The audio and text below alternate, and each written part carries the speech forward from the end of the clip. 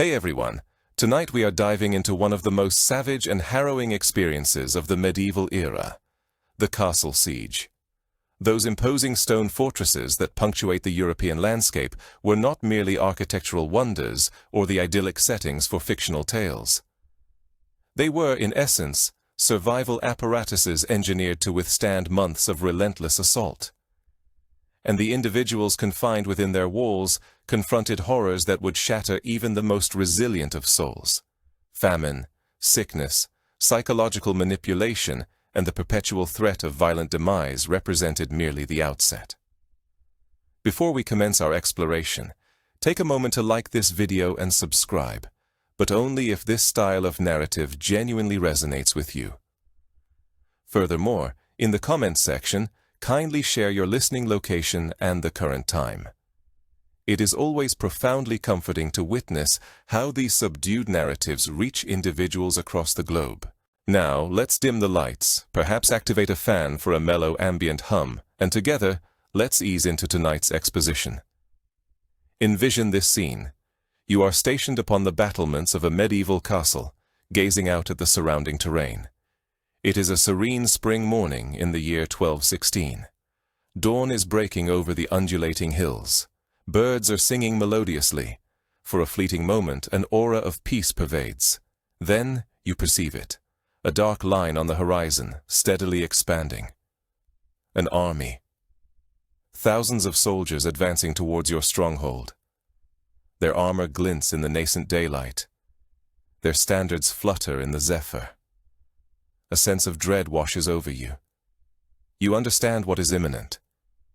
This will not be a swift engagement concluded within an afternoon. This will be a siege, a brutal war of attrition that could persist for weeks, months, or even years. And you are confined within these ramparts with hundreds of other individuals, all utterly reliant on the provisions stored in the cellars, the water within the wells, and the integrity of the stone that encircles you. The romanticized depiction of castle life, as disseminated through films and television, is about to be irrevocably shattered. There will be no valiant last stands, no dramatic sword duels upon the ramparts, no noble knights galloping to the rescue at the 11th hour. Instead, there will be gradual starvation, insidious disease, psychological torment, and the crushing realization that you will likely perish here, ensconced behind these very walls that were intended as your protection. Tonight, we shall delve into the actuality of enduring a medieval castle siege. We will ascertain why your prospects for survival were remarkably diminished, even when housed within a supposedly impenetrable fortress.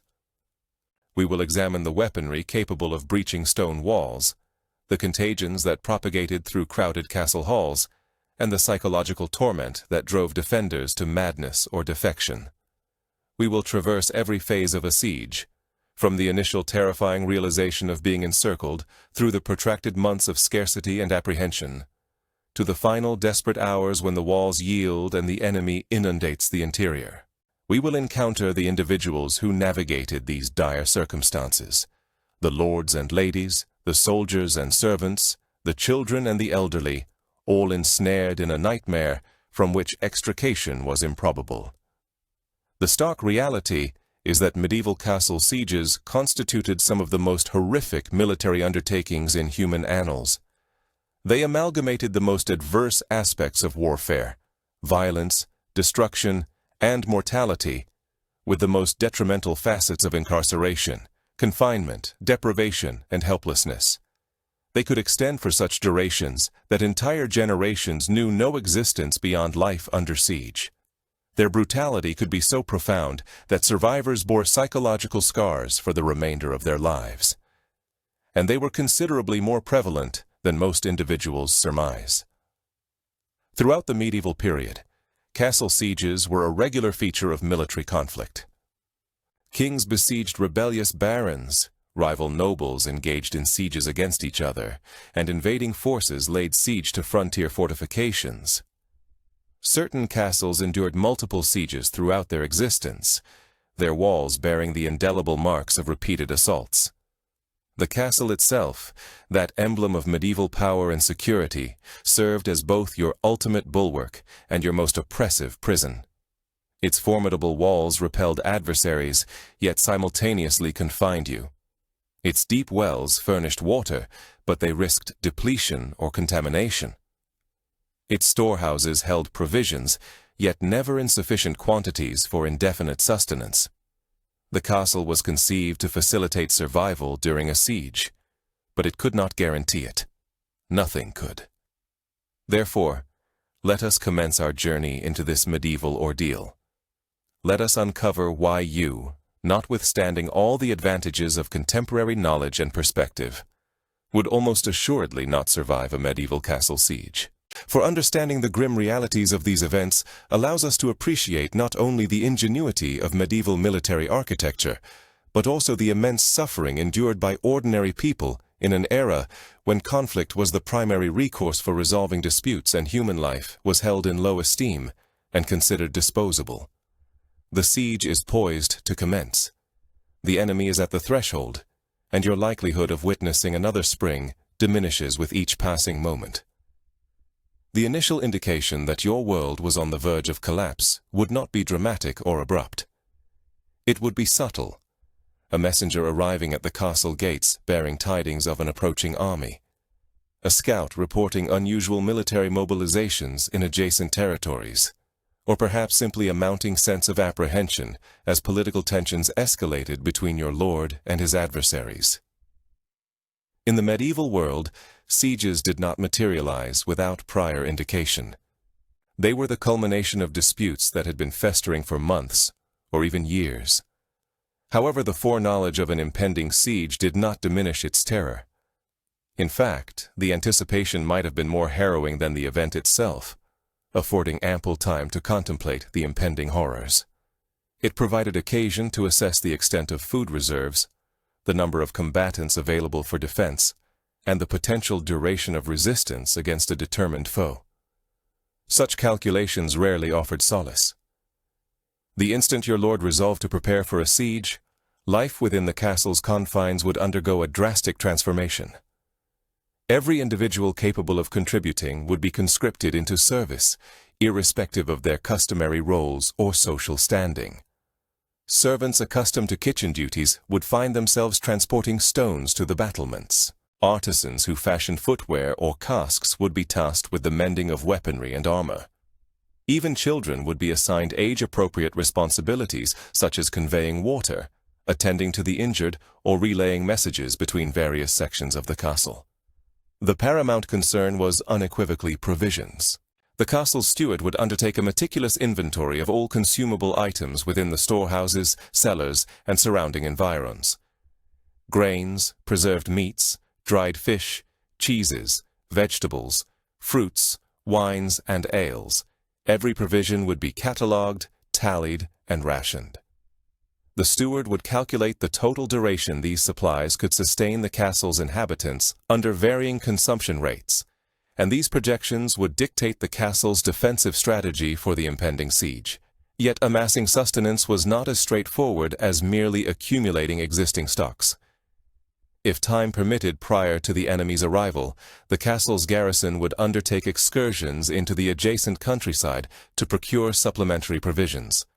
This practice was termed a scorched earth policy, and its implications were as grim as its nomenclature suggests. Soldiers would traverse nearby hamlets and agricultural holdings, confiscating every available morsel of food. Granaries would be depleted, livestock would be herded back to the castle, and any items that could not be transported would be destroyed to deny them to the enemy. The peasantry residing in these locales had no recourse in this matter. By law, their lord possessed the prerogative to requisition whatever was necessary for the castle's defense, and they were expected to comply without protest. Numerous families would be left destitute, without sustenance for the ensuing winter, without seed for spring cultivation, and without livestock to provide milk or eggs. Some would be offered refuge within the castle walls, but the majority would be turned away due to insufficient space or resources to accommodate them. These unfortunate individuals would be abandoned to their own devices, caught between the inaccessible castle and the advancing enemy host. Water represented the subsequent critical consideration. A castle devoid of a dependable water source was essentially indefensible, as any quantity of food would prove meaningless if thirst claimed all lives within days.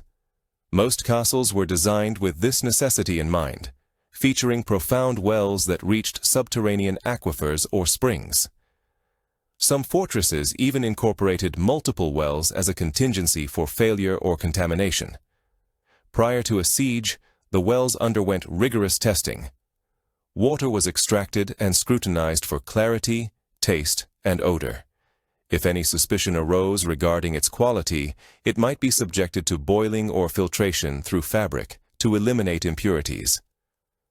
The well structure itself would be inspected to confirm the integrity of its walls and to preclude any possibility of collapse. Sentries would be posted to prevent sabotage. One of the most efficacious methods of breaking a siege involved compromising the defender's water supply, a fact universally acknowledged. Armaments and projectiles necessitated preparation in prodigious quantities. Arrows by the thousands, crossbow bolts by the hundreds, stones for hurling from the ramparts, scalding oil or water, quicklime designed to incapacitate attackers, and any other projectile capable of being discharged at the enemy. Blacksmiths would labor ceaselessly, repairing damaged weaponry and fabricating new ones. Carpenters would construct or refurbish siege engines intended for defensive use, such as catapults, ballistae, and other mechanical implements capable of engaging the enemy from a distance. The psychological preparation was perhaps the most crucial, and indeed the most arduous aspect of readying for a siege.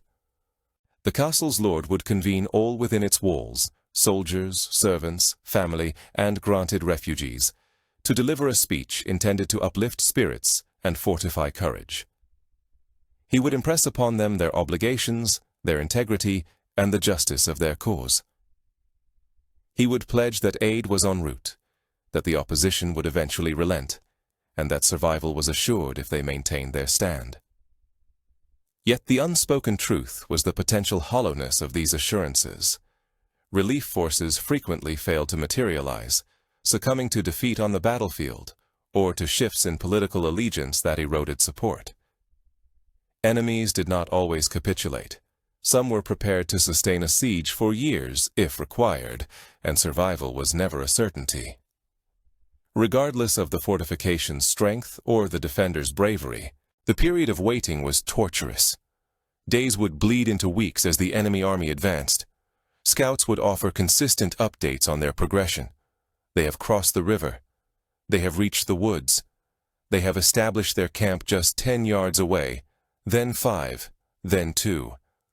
Each report would intensify the knot of apprehension in one's gut. Slumber would become elusive.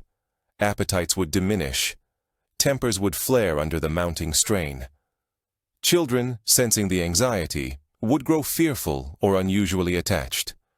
The elderly, recalling prior sieges they had endured, would share narratives intended to be encouraging, yet frequently achieving the opposite effect. Young soldiers, entirely new to combat, would attempt to mask their fear with a facade of bravado, while veterans would become taciturn and secluded, anticipating what was to come. Religious observances would gain prominence. Clergy would lead supplications for salvation, and individuals would present offerings to their chosen saints. Some would unburden themselves of sins they had long concealed, seeking spiritual reconciliation prior to the onset of hostilities. Others would seek out relics or sacred artifacts believed to possess protective qualities. The chapel would be a constant hub of activity, populated by those seeking solace or fortitude through prayer. Then at last, the enemy would arrive.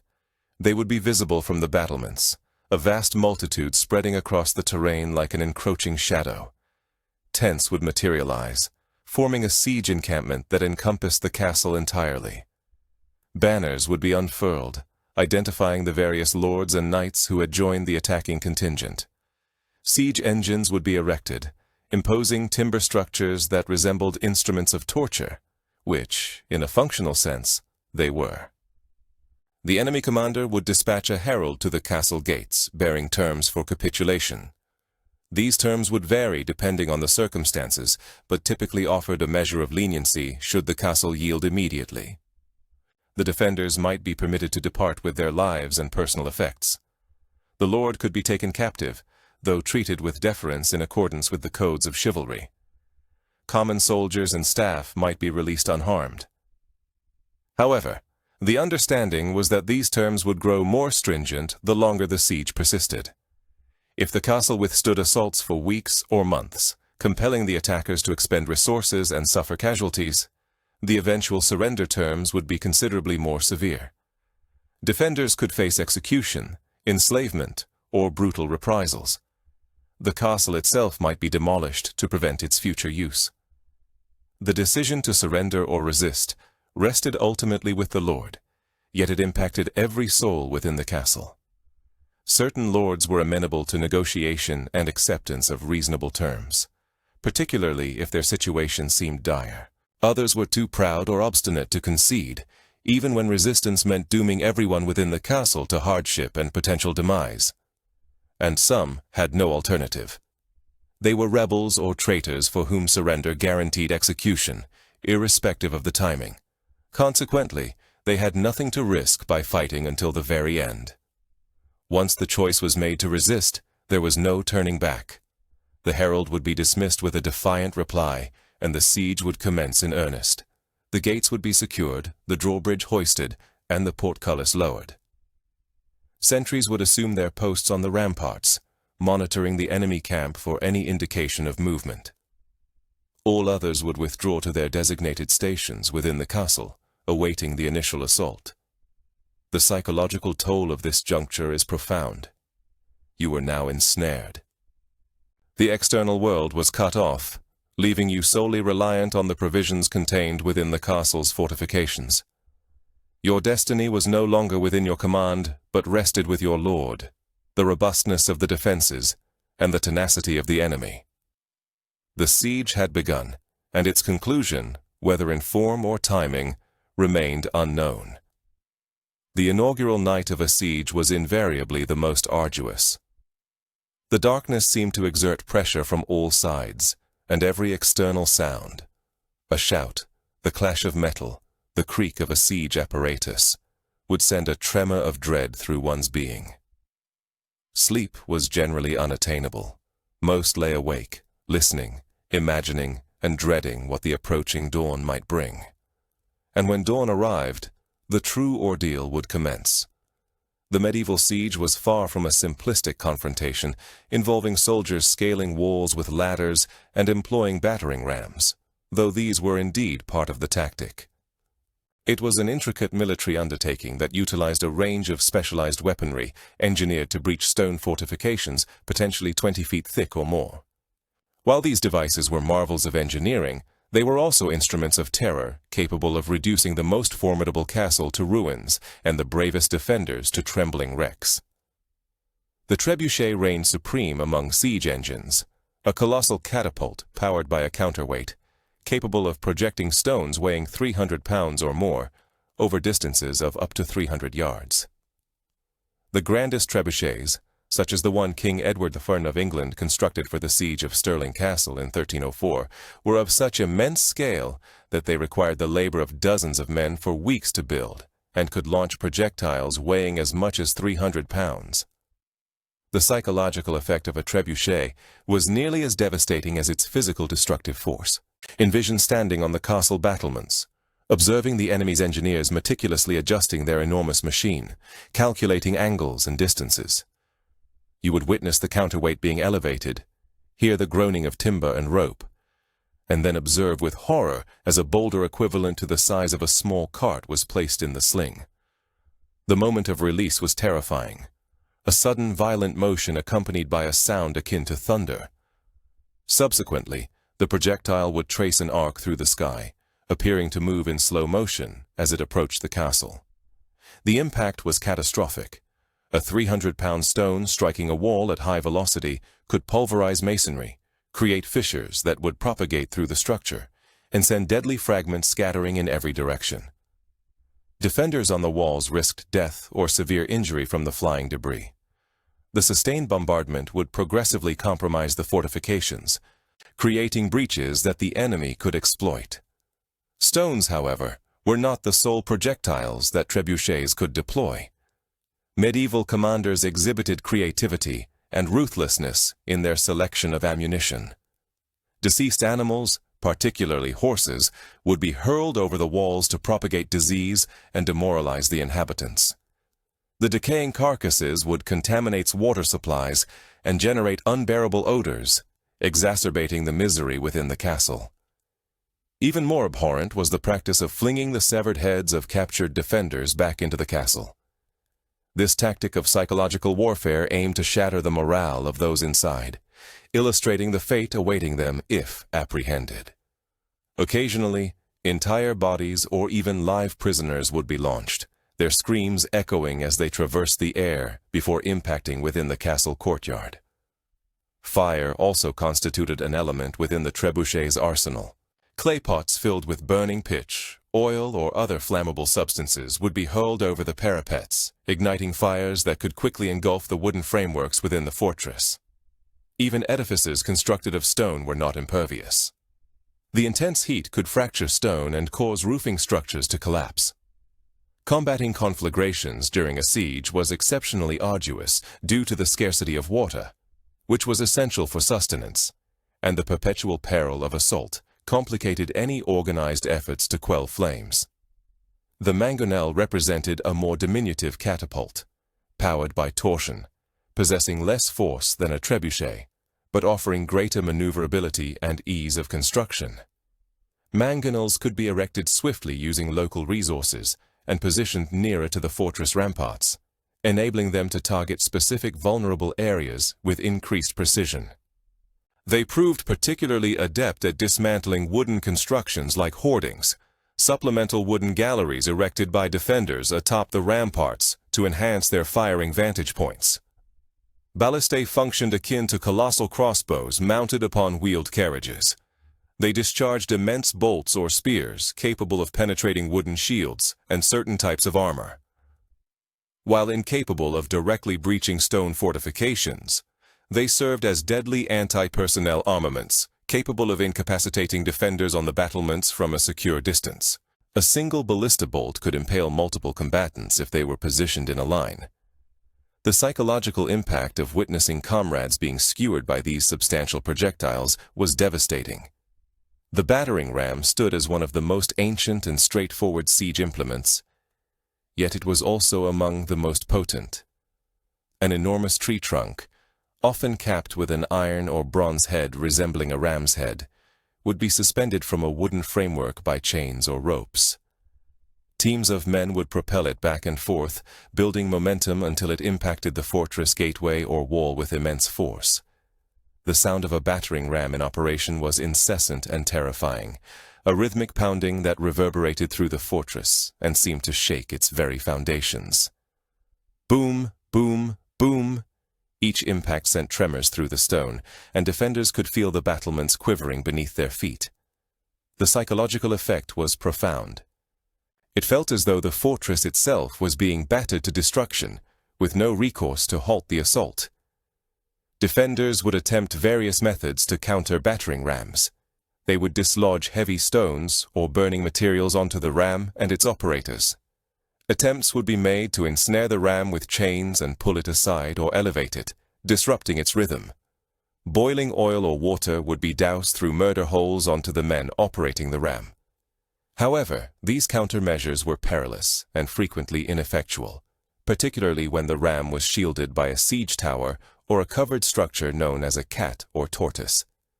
Siege towers were mobile fortifications that granted attackers the ability to approach fortress walls while remaining shielded from defensive projectiles. These massive wooden constructs, sometimes matching the height of the fortress walls themselves, would be assembled in the siege camp and then slowly wheeled towards the fortifications.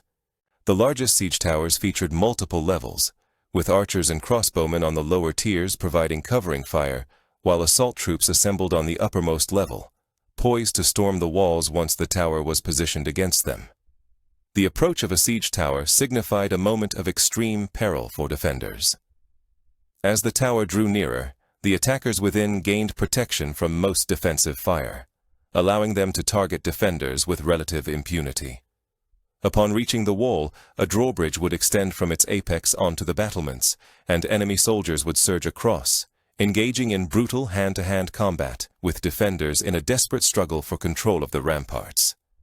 Defenders would endeavor to destroy siege towers before they reach the walls using fire-tipped arrows, catapults, or any other available means.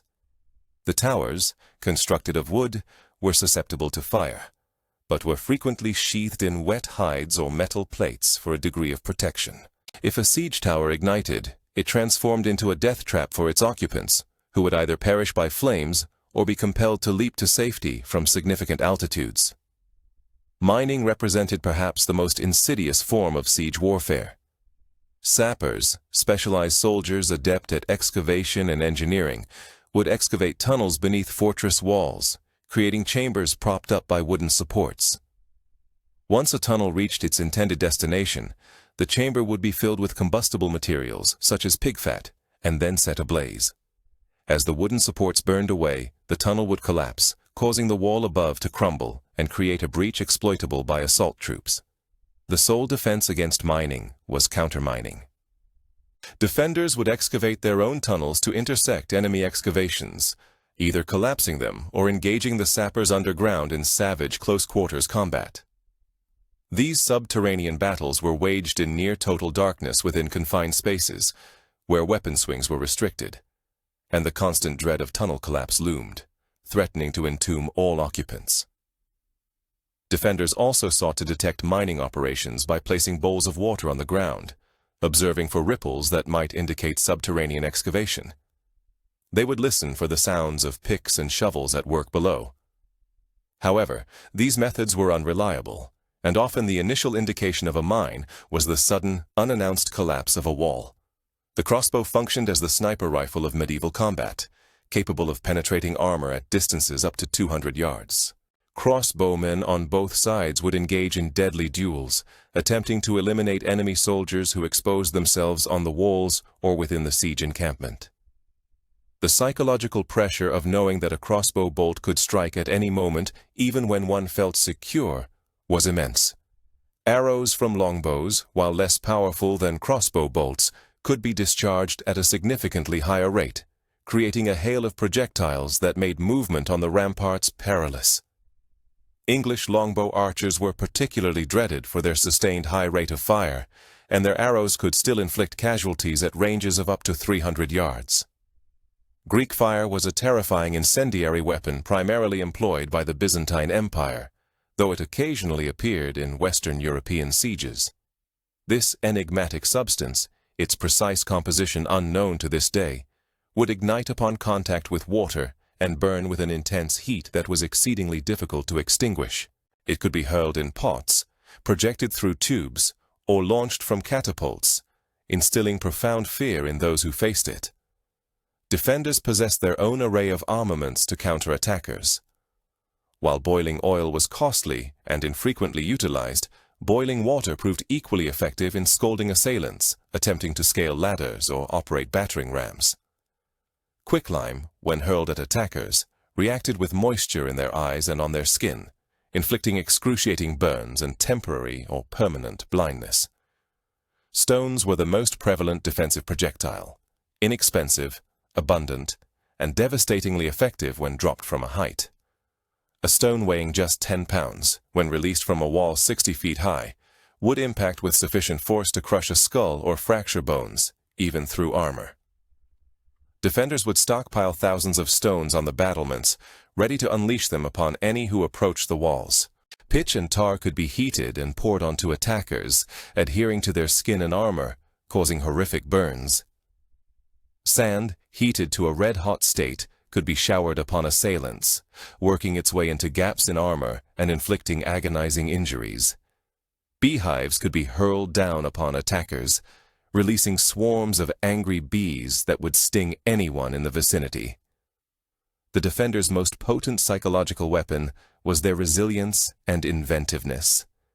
They would devise creative strategies to counter each new threat, adapting their tactics as the siege progressed. They would taunt the attackers, demonstrating that their efforts were futile and that the fortress would never capitulate.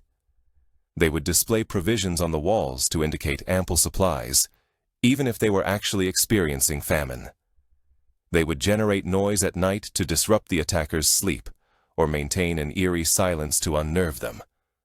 However, all these weapons and strategies came at a terrible price.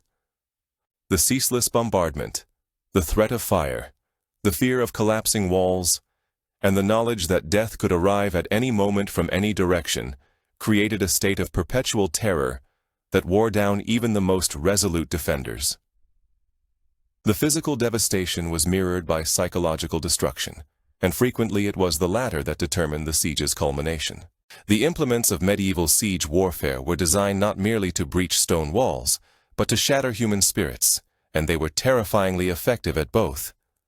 Of all the horrors of a medieval castle siege, starvation was arguably the most insidious and unavoidable.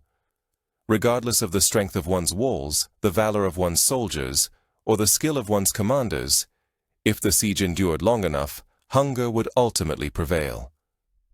The process of starving to death was slow, agonizing, and degrading in ways that systematically eroded one's humanity. The initial weeks of a siege were typically manageable in terms of sustenance. The fortress's storehouses would be replete with provisions amassed in anticipation of the siege, and rationing would ensure that everyone received at least a portion of food daily. The meals would be simple and monotonous: bread, dried meat, cheese, perhaps some vegetables or legumes, but sufficient to sustain strength and morale. However, as the weeks elapsed into months, the circumstances would considerably worsen. The bread, as grain provisions diminished, would become progressively harder and more stale. The meat, with the failing efficacy of preserving salt, would grow increasingly rancid. The cheese would develop mold that necessitated removal, eventually leading to more mold than cheese. Vegetables would either decay or be consumed, leaving only the least palatable of the preserved provisions. Rationing would escalate in severity. What began as diminished portions would transform into minuscule scraps, ensuring constant hunger for all. The castle's steward would meticulously measure each individual's share, and guards would be stationed to prevent pilfering from the storehouses. Yet theft would persist, as hunger breeds desperation and a willingness to undertake risks never before contemplated. The castle's social hierarchy would be mirrored in the food distribution. The lord and his family would continue to dine relatively well, as sustaining their vitality and spirits was deemed crucial for defense. Knights and soldiers would receive larger rations than servants and commoners, as their capacity to fight was paramount. The elderly, infirm, and children would be allocated the smallest portions, considered less vital for the castle's survival. This disparity would foster animosity and strife. Servants would watch with bitterness as the lord's household consumed meat while they subsisted on moldy bread. Common soldiers would harbor resentment towards knights who received superior sustenance despite performing no greater labor. Families would quarrel over the equitable division of their meager allotments among their members. The social fabric that united the castle community would begin to unravel under the strain of hunger. As food reserves dwindled further, individuals would resort to consuming items normally deemed inedible. Leather belts, footwear, and saddles would be boiled in an attempt to extract any residual nutrition. The resultant broth would be thin and flavorless, but it would offer a modicum of sustenance to quell empty stomachs. Rats, mice, and other vermin infesting the castle would be hunted and consumed. Dogs and cats, kept as companions, would vanish into cooking pots. The horses presented a particularly difficult dilemma. These valuable animals were indispensable for warfare and transport, representing a substantial investment, yet they also constituted a significant source of meat capable of feeding many for days. The decision regarding when to slaughter the horses was agonizing. To do so prematurely would jeopardize military capability that might be urgently needed. To delay would risk the horses succumbing to starvation, their meat going to waste. Upon their eventual slaughter, Every part of the animal would be utilized. The meat would be meticulously rationed and preserved as effectively as possible. The bones would be boiled repeatedly to extract every trace of available nutrition. The hide would be consumed subsequent to boiling until sufficiently tender for mastication. Even the hooves would be boiled to produce a gelatinous substance for consumption. The physical manifestations of starvation would become increasingly evident as the siege protracted. Individuals would experience rapid weight loss, their bodies depleting muscle and fat reserves for survival. Countenances would grow gaunt and hollow, characterized by prominent cheekbones and sunken eyes. Skin would become loose and papery, hanging off increasingly prominent bones. Hair would turn brittle and fall out. Teeth would loosen in their sockets. The psychological toll was equally devastating. Hunger would dominate every thought, impeding concentration on any other matter. Individuals would become fixated on food, discussing it incessantly, dreaming of it, and even experiencing hallucinations related to it. Past meals would be recalled with an almost painful intensity. Elaborate feasts were envisioned for the siege's conclusion, assuming survival. Personality alterations became commonplace. Once kind and generous individuals would transform into selfish and aggressive hoarders, securing any morsel of food attainable. Those previously courageous would become cowardly, prepared to betray comrades for a mere crust of bread. Familial bonds would be tested as parents grappled with the agonizing choice of whether to allocate their own meager rations to their offspring or retain them to sustain their own strength. Children endured particularly severe suffering during sieges. Their developing bodies necessitated greater nutritional intake than adults, yet they received less due to their perceived lesser importance in the defense. They would cry incessantly from hunger, a sound that tormented their parents and everyone within the castle. Many offspring would perish from starvation before the siege's cessation, their diminutive bodies incapable of sustaining themselves on the minimal rations provided. The elderly were equally vulnerable. Their bodies possessed a diminished capacity to withstand malnutrition, and they often died relatively early in a siege. Some elder individuals would voluntarily reduce their own rations to provide more sustenance to younger family members, effectively opting for death by starvation to allow others to live. This self-sacrifice, while noble, was also heartbreaking and exacerbated the psychological burden on survivors. Disease would proliferate as malnutrition compromised everyone's immune systems. Scurvy, stemming from a deficiency in vitamin C, would manifest, causing gum bleeding, tooth loss, and the reopening of old wounds. Beriberi, due to a lack of vitamin B, would induce weakness, confusion, and cardiac issues. Pellagra, a deficiency in niacin, would result in skin lesions, diarrhea, and dementia. These deficiency-related illnesses would claim lives even without outright starvation. The social order would commence its disintegration as hunger intensified. Food theft would become widespread, despite severe penalties. Individuals would engage in fights over scraps, sometimes resulting in fatalities over a piece of moldy bread. Guards assigned to protect storehouses might be bribed or succumbing to their own desperate hunger. The Lord's authority would be challenged as desperate individuals demanded increased food or a more equitable distribution. Cannibalism, the ultimate transgression, would nevertheless occur during the direst sieges. Historical accounts document instances where defenders resorted to consuming the deceased, and in the most extreme cases, to killing the weak or ailing to furnish sustenance for the stronger. Such actions were considered abhorrent even by medieval standards, and those implicated faced execution if the siege concluded and their transgressions were discovered. The decision to surrender was frequently dictated by starvation rather than military defeat. A castle might possess formidable defenses and ample ammunition, but if its defenders were too weakened by hunger to engage, its fortifications would be rendered useless. Lords would sometimes persevere until the absolute last possible moment, anticipating relief that never materialized, thereby condemning everyone within the castle to needless suffering and demise. The psychological trauma of starvation persisted long after the siege's conclusion. Survivors would be haunted by recollections of the hunger, the desperation, and the deeds, either their own or those witnessed, undertaken for survival. They would compulsively hoard food, unable to feel secure even when provisions were abundant. Nightmares of starving again would plague them. Some would never entirely recuperate psychologically from the ordeal. Physical recovery from severe starvation proved equally arduous and perilous. When sustenance finally became accessible, individuals who had been starving could not simply resume normal eating habits. Their digestive systems had largely shut down, and consuming excessive amounts too rapidly could precipitate refeeding syndrome, a potentially fatal condition wherein the body's chemical balance becomes critically unstable. Numerous siege survivors succumbed in the days and weeks following the siege's end, victims of the very food they had so desperately craved. The moral quandaries presented by starvation during sieges were profound and troubling. Was it justifiable for the Lord to consume more than his servants?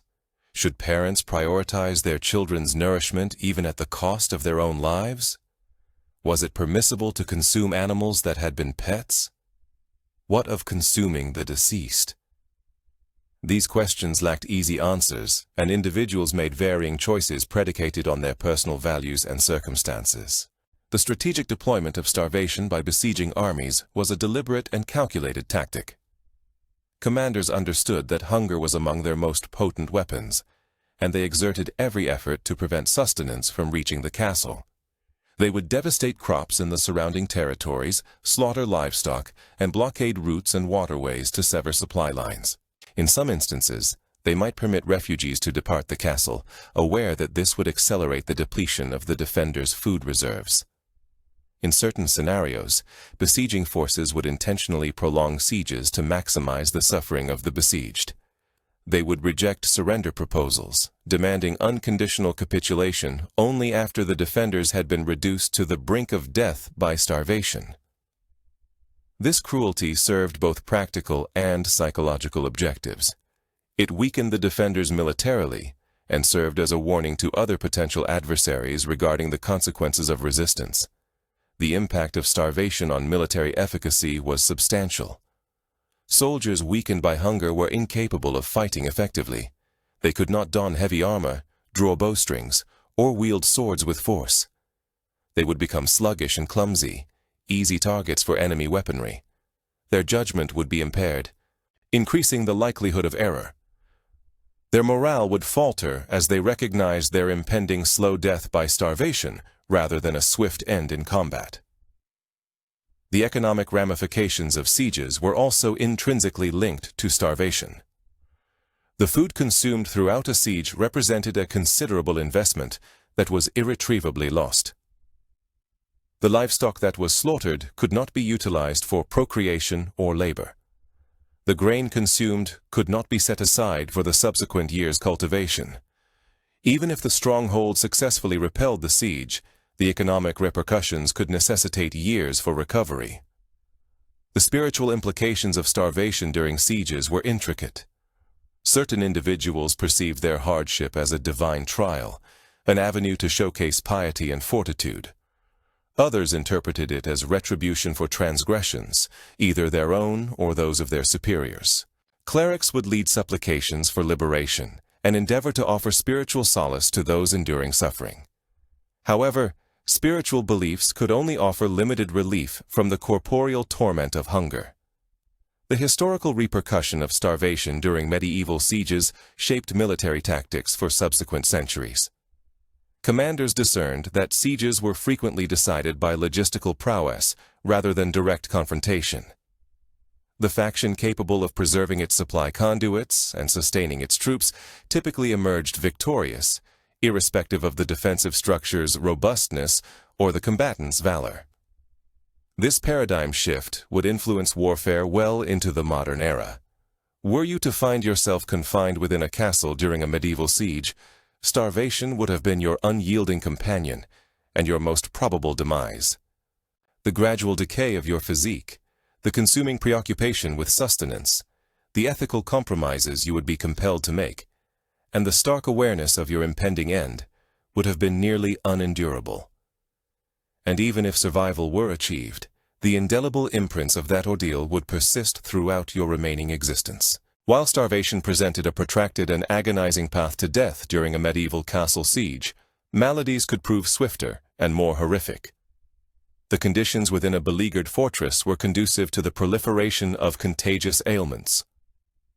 Overcrowded living quarters, inadequate sanitation, contaminated water sources, compromised immune systems due to malnutrition, and a complete absence of escape or medical assistance created a breeding ground for disease. What began as isolated instances of illness could rapidly escalate into an epidemic, claiming more lives than enemy ordnance. The most dreaded disease during medieval sieges was the plague, particularly the bubonic form that would later be known as the Black Death. This bacterial affliction, transmitted by fleas infesting rats, had the potential to extinguish up to 60% of those infected within days of the onset of symptoms. The illness commenced with fever, chills, and weakness, succeeded by the emergence of painful swellings, or buboes, in the lymph nodes of the groin, armpits, and neck. These buboes would enlarge to the dimensions of eggs or apples, acquiring a dark hue and exuding pus and blood. The progression of the plague was a terrifying spectacle. Victims would develop dark blotches on their skin as subcutaneous blood vessels ruptured, bestowing upon the disease its ominous appellation, the Black Death. They would experience bloody expectoration, uncontrollable emesis, and succumb to delirium and hallucinations.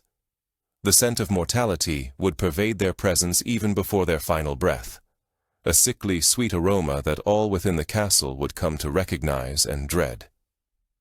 Within the confined environment of a besieged citadel, the plague could propagate with devastating alacrity. The rats, vectors of the infected fleas, flourished amidst the unhygienic circumstances, multiplying rapidly and disseminating throughout the castle. Individuals residing in proximity would transmit the contagion to one another through flea bites, and in certain instances, via respiratory droplets if the infection reached the lungs, giving rise to the even more lethal pneumonic plague. The medieval era offered no effective remedies for the plague. Physicians might resort to bloodletting, purgatives, and various herbal concoctions, yet these interventions proved futile and frequently exacerbated the patient's conditions. Some subscribed to the belief that the malady stemmed from miasma or divine retribution, leading to treatments ranging from the burning of aromatic herbs to public flagellation and prayer. The sole viable defense was isolation, a strategy rendered impracticable within a densely populated castle under siege. The psychological toll of a plague outbreak during a siege was catastrophic. Individuals would witness their companions and kin perish gruesomely, acutely aware of their own potential fate. The pervasive fear of contagion would foster social distancing, fracturing the communal bonds crucial for sustaining morale and cooperative endeavors. Some individuals would adopt a fatalistic outlook, resigning themselves to their impending demise and abandoning efforts to defend the stronghold. Others might descend into hysteria, engaging in desperate and irrational conduct in a misguided attempt to ward off the disease. Dysentery represented another frequent cause of mortality during sieges. This intestinal ailment, induced by bacteria or parasites present in contaminated victuals or water, would manifest as severe diarrhea, abdominal cramps, fever, and dehydration. In the medieval period, dysentery was often referred to as the fesh, quote, due to the presence of blood in the afflicted's excrement. The disease was highly transmissible and spread with rapidity under unsanitary conditions. The impact of dysentery on a besieged castle was calamitous. Sufferers would become too debilitated to perform their assigned duties, whether manning the ramparts or working in the kitchens. The incessant purging would deplete the body's vital fluids and electrolytes, leading to dehydration that could prove fatal within days. The fetor and squalor emanating from dozens or hundreds of individuals afflicted with dysentery would render the living conditions even more intolerable. The treatment of dysentery was challenging given the medical knowledge of the medieval era. Physicians might administer astringents to mitigate diarrhea. However, this could inadvertently worsen the infection by impeding the body's expulsion of pathogens. Maintaining adequate hydration was paramount, yet potable water was frequently scarce during a siege. Numerous dysentery victims succumbed not to the infection itself, but to dehydration and electrolyte imbalances. Typhus, a louse-borne illness, thrived in the crowded, unsanitary environments, characteristic of a besieged castle. The disease would commence with fever, headache, and a distinctive rash spreading across the body. As it progressed, victims would exhibit delirium, stupor, and ultimately lapse into a coma. The mortality rate was elevated, particularly among those already weakened by malnutrition. The lice that transmitted typhus were ubiquitous during medieval times, afflicting everyone from the nobility to the lowest servants. Under normal circumstances, individuals would endeavor to control lice through bathing and changing garments. However, during a siege, these fundamental hygienic practices became arduous or impossible. Water was too precious to expend on bathing, and individuals frequently wore the same clothing for weeks or months without laundering. The lice would proliferate unchecked, spreading from person to person and inadvertently carrying typhus with them. Typhoid fever, caused by bacteria present in contaminated food or water, posed another significant threat. The illness would induce high fever, weakness, abdominal pain, and a characteristic eruption of flat, rose-colored spots. Victims might experience delirium and develop severe complications such as intestinal hemorrhage or perforation. The mortality rate hovered around 20%, even with modern medical intervention, and was considerably higher in medieval times. The contamination of water supplies was a persistent concern during sieges. Wells could become tainted with human waste, deceased animals, or other pollutants. While contamination was sometimes accidental, in other instances, it was deliberate. Besieging armies occasionally attempted to poison a castle's water source by discarding animal carcasses or human remains into the wells. Defenders would strive to safeguard their wells, yet complete prevention of contamination proved difficult. Scurvy, a deficiency in vitamin C, would develop after several months devoid of fresh fruits or vegetables. The affliction would manifest as fatigue, weakness, joint pain, and bleeding gums. Teeth would loosen and eventually fall out. Old wounds might reopen. Victims would develop bruises with ease and could experience internal bleeding. Although scurvy itself was seldom fatal, it would weaken individuals, rendering them more susceptible to other diseases and injuries. The remedy for scurvy was straightforward: fresh fruits or vegetables containing vitamin C. Yet, these were precisely the commodities unavailable during a protracted siege. Some castle defenders might have maintained reserves of dried fruits or pickled vegetables that retained a degree of vitamin C. However, these provisions were finite and would eventually be depleted. Sailors on extensive voyages would subsequently discover the efficacy of citrus fruits in preventing scurvy, but this knowledge was not widely disseminated during the medieval period. Respiratory ailments, such as pneumonia and tuberculosis, were prevalent within the cold, damp conditions of castle dwellings. These diseases propagated readily in crowded quarters, where individuals lived in close proximity. Pneumonia could lead to death within days, particularly in those whose weakened nutritional state rendered them vulnerable. Tuberculosis acted as a more gradual killer, inducing a chronic cough, weight loss, and ultimately succumbing to pulmonary damage. The smoke emanating from cooking fires and torches would irritate individuals' respiratory passages, increasing the likelihood of respiratory infections. The inadequate ventilation prevalent in many castle chambers meant that smoke would accumulate, creating a hazy, suffocating atmosphere that impeded respiration. Those with pre-existing respiratory conditions would suffer immensely, and healthy individuals might develop new ailments from the constant exposure to smoke. Infected wounds constituted a significant cause of mortality during sieges. Any injury, regardless of its severity, could become infected within the unsanitary confines of a besieged castle. A minor laceration or abrasion could escalate into a life-threatening infection if bacteria entered the wound. More severe injuries sustained through combat or accidents were even more prone to infection.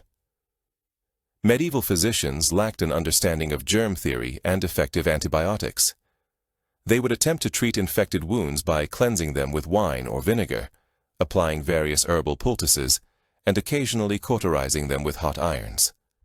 These treatments were painful and frequently proved ineffective. Numerous individuals succumbed to infections now readily managed with contemporary antibiotics. Gangrene presented a particularly dreadful complication of wound infections.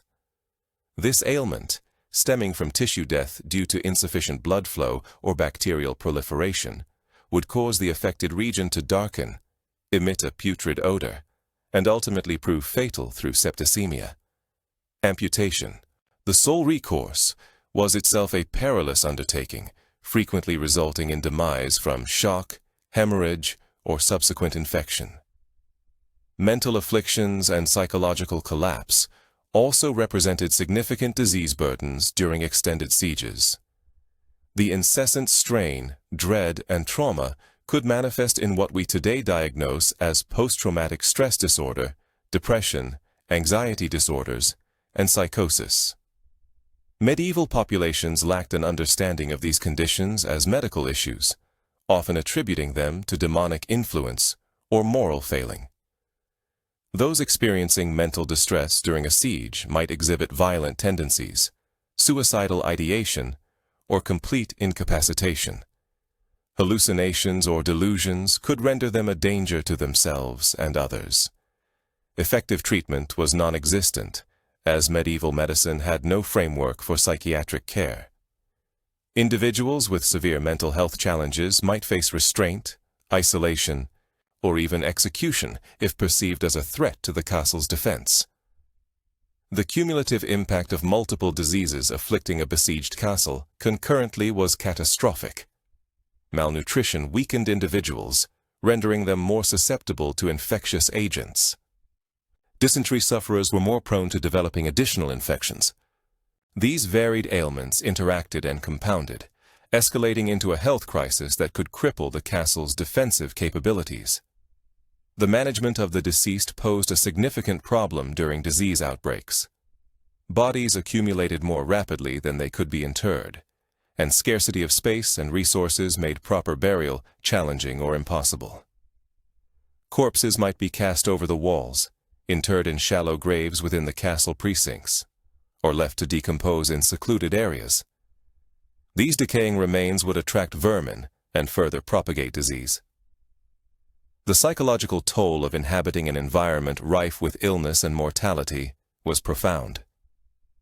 People grew desensitized to suffering, becoming numb to empathy and humanity. They would step over the dead without a second thought, or abandon ailing family members to evade contagion. The conventional social ties and moral restraints governing behavior would erode under the pressure of survival. Religious responses to the pervasive disease during sieges were intense, though not always constructive. Communities would congregate for communal prayers and processions, inadvertently facilitating the spread of infections through close physical proximity. They sought relics and sacred objects believed to possess curative properties and offered solemn vows and donations to saints. However, these religious observances failed to halt the progression of illness. Some interpreted outbreaks as divine retribution for sins, leading to the scapegoating and persecution of those blamed for incurring God's displeasure upon the castle. Jews, foreigners, or any perceived outsiders might be accused of poisoning wells or deliberately spreading pestilence. Such accusations could result in harassment and homicide, compounding the natural horror of the epidemic with human cruelty. The long-term health consequences for siege survivors were severe. Those who endured serious illnesses often suffered permanent organ damage, compromised immune systems, and chronic health issues. Plague survivors might bear scarring and tissue damage. Typhus survivors could experience neurological deficits, and dysentery survivors might face persistent digestive problems. The siege inflicted physical scars that would endure for the remainder of their lives. Were you to find yourself confined within a castle during a medieval siege, disease would present an inescapable and relentless menace. You would witness those around you succumb to illness and death, acutely aware that your own fate might soon follow. You would inhabit conditions of filth and squalor that made infection nearly unavoidable. Even if you managed to survive the siege, you would likely carry the physical and psychological scars of disease for the rest of your life. The physical tribulations of a medieval castle siege, starvation, disease, violence, were matched and perhaps surpassed by the psychological torment endured by its defenders. The human mind was not equipped to cope with the prolonged stress, fear, and trauma inherent in siege warfare. It was often the mental breakdown of defenders that ultimately led to a castle's capitulation. Understanding the psychological dimension of sieges illuminates why survival proved so arduous, even for those who were physically robust and adequately provisioned. The initial shock of realizing one was trapped within a castle under siege would be overwhelming. One day life proceeded normally. The next, you were confined behind stone ramparts, encircled by an enemy army bent on your annihilation. The abrupt loss of freedom and the grim knowledge that escape might never materialize would ignite intense anxiety and fear, proving difficult to manage. The pervasive uncertainty was arguably the most agonizing aspect of the psychological ordeal. There was no way to ascertain the siege's duration, days, weeks, months, or years. You were ignorant of whether relief was forthcoming or if you had been abandoned. You could not know if the fortifications would hold or if they would be breached. The manner of your potential demise, starvation, disease, enemy weaponry, or some unforeseen catastrophe, remained unknown. This perpetual uncertainty would plunge your mind into a state of constant, debilitating stress that was both exhausting and demoralizing. The forfeiture of control over one's own destiny was profoundly distressing. In ordinary life, individuals possessed at least some agency over their circumstances, making decisions regarding movement, actions, and responses to challenges. During a siege, however, these choices were eliminated. Complete dependence rested upon the Lord's directives, the integrity of the walls, and the enemy's maneuvers. This powerlessness engendered feelings of frustration, anger, and despair. The incessant threat of mortality would wear down the psyche in ways difficult to comprehend. At every moment, the awareness of imminent death loomed large. A projectile from a trebuchet could obliterate you. A fire arrow could ignite a blaze, consuming you alive. The walls could be breached, allowing enemy soldiers to storm in and massacre everyone. This constant confrontation with mortality was exhausting and precluded focus on anything else. Sleep became nearly impossible to attain. The cacophony of siege engines, soldierly shouts, and general chaos persisted day and night. Even during lulls, the mind, consumed by worry and fear, resisted rest. You would lie awake, conjuring all manner of terrible eventualities. When sleep did occur, it brought nightmares filled with death, destruction, and loss. The deficiency in sleep exacerbated all other psychological afflictions. Sleep deprivation precipitates irritability, impaired judgment, concentration difficulties, and heightened emotional volatility. Severely sleep-deprived individuals might even experience hallucinations and delusions. In the crucible of a siege, where clear thought and emotional equilibrium were paramount for survival, sleep deprivation amplified every perilous aspect. The monotony and sheer boredom of siege existence proved surprisingly difficult to endure. The majority of a siege comprised periods of waiting for the next assault, for food provisions, for intelligence, for any event, however minor. This endless, unproductive waiting was mentally draining. The mind would turn inward, fixating on fears and anxieties, constructing scenarios of catastrophe that might never materialize. The crowding and absence of privacy imposed additional psychological strain.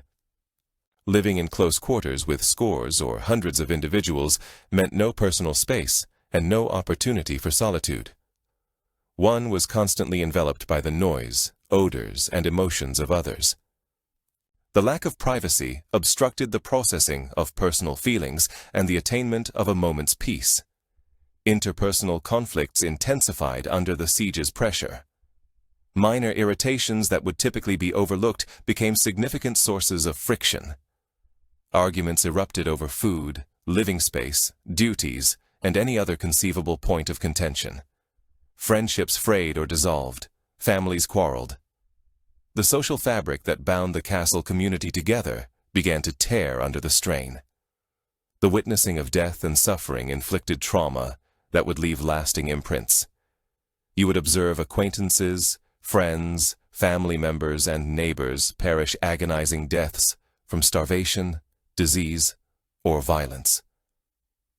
You would hear their cries, smell their blood, and be powerless to assist. Each death eroded psychological resilience, making the subsequent one harder to bear. Children were particularly susceptible to psychological trauma during sieges. They would be terrified by the surrounding violence and chaos, absorbing the fear and stress of the adults. They might suffer nightmares, become clingy and anxious, or withdraw into themselves. Some children, so profoundly traumatized, would never fully recover, carrying psychological scars into adulthood. The elderly also faced significant psychological hardship. Many had experienced previous sieges or wars and possessed a clear understanding of the horrors that lay ahead. This prescient knowledge intensified their fear, as they could not solace themselves with false hope or ignorance. They would also experience guilt over the consumption of valuable resources, unable to offer much by way of defense, leading some to fall into depression or despair. Guilt was a prevalent psychological burden during sieges. Soldiers would feel remorse for their inability to safeguard civilians. Parents would feel ashamed for not being able to nourish their children sufficiently. Survivors would experience remorse for outliving those who perished. This guilt would be intensified by the ethical compromises individuals were compelled to make. Practices such as food theft, the abandonment of the sick, or actions that contravene their usual moral principles. The disintegration of social and moral standards would be profoundly distressing. In ordinary times, society adhered to guidelines and expectations for behavior. However, during a siege, these norms would gradually erode as the sole priority became survival. People would engage in conduct they never imagined themselves capable of, and they would witness others doing the same. This moral decline would be deeply unsettling, contributing to feelings of shame and self-contempt. Religious faith could serve as both a source of solace and a cause of additional psychological strain throughout sieges. While some found comfort in prayer and the conviction of divine protection, others grappled with questions regarding why God permitted their suffering. If the siege was perceived as divine retribution for past sins, individuals might feel guilt and apprehension about further punishment. Consequently, if they believed God should shield the righteous, they would feel abandoned and betrayed when their suffering persisted. The psychological warfare strategies employed by besieging armies were intentionally crafted to shatter the defenders' morale. Assailants would hurl insults and threats at the defenders, vividly describing their fate upon the castle's fall. They would display the severed heads of captured defenders on pikes. They would generate noise during the night to disrupt sleep. They would disseminate rumors concerning the defeat of relief armies or internal betrayal within the castle. All these tactics were aimed at fostering fear, doubt, and despair. The allure of surrender or betrayal would intensify as psychological pressure mounted. Individuals might begin to believe that any outcome, even death or enslavement, would be preferable to enduring the siege further. Some might actively conspire to open the gates to the enemy, rationalizing their betrayal as a means to end universal suffering. Others might simply resign themselves, becoming passive and non-functional, their will to survive extinguished. The phenomenon of learned helplessness would manifest in many defenders. This psychological state emerges when individuals are subjected to prolonged, uncontrollable, or inescapable stress. They start to believe that their actions are futile and that they are powerless to alter their circumstances. This conviction results in passivity, depression, and a diminished motivation to even attempt survival. Learned helplessness could disseminate throughout a besieged castle akin to a contagion, undermining the will to resist. Dissociation represented another psychological reaction to the trauma of siege warfare. Individuals would mentally detach from their experiences, performing daily routines while feeling emotionally blunted and disconnected. This dissociation, while potentially protective in the short term, allowing for functionality amidst overwhelming stress, could also be hazardous, reducing alertness to threats and impairing the capacity to respond appropriately to shifting circumstances. Some individuals might develop what we now recognize as acute stress disorder or post-traumatic stress disorder during the siege. They would experience intrusive memories of traumatic events, heightened vigilance, exaggerated startle responses, and difficulties managing their emotions. This could manifest as panic attacks, flashbacks, or dissociative episodes. Medieval populations lacked understanding of these conditions and possessed no effective treatments. The psychological toll of siege warfare on children was particularly profound and enduring. Children who survived sieges often developed severe psychological issues in adulthood, including anxiety, depression, difficulties in forming relationships, and a pervasive sense of insecurity. Some would become aggressive or antisocial, having learned during the siege that violence was the standard method for conflict resolution. Others would become excessively passive and submissive, having learned that resistance was futile. The collective trauma experienced by everyone within a besieged castle would create a shared psychological burden impacting the entire community. Individuals would feed off each other's fear and despair, fostering a downward spiral of morale. Panic could spread rapidly through the castle, triggered by a rumor, a setback, or simply the cumulative stress reaching a critical point. Once panic took hold, restoring order and confidence became exceedingly challenging. The psychological recovery from a siege was frequently incomplete and extended over years or even decades. Survivors would be tormented by recollections of their experiences and the actions they undertook to survive. They would suffer from nightmares, flashbacks, and intrusive thoughts. They would exhibit hypervigilance, constantly anticipating threats, incapable of relaxing even in secure environments. Many would develop what we would now term complex PTSD, with symptoms affecting every facet of their lives. The social stigma associated with siege survivors could exacerbate their psychological difficulties.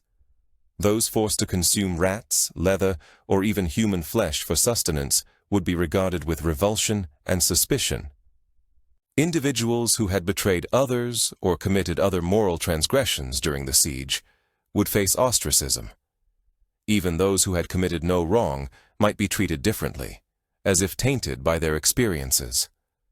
The inability to articulate their experiences would further impede psychological recovery for siege survivors. Medieval society had no concept of trauma counseling or psychological support. People were expected to simply move forward and not dwell on the past.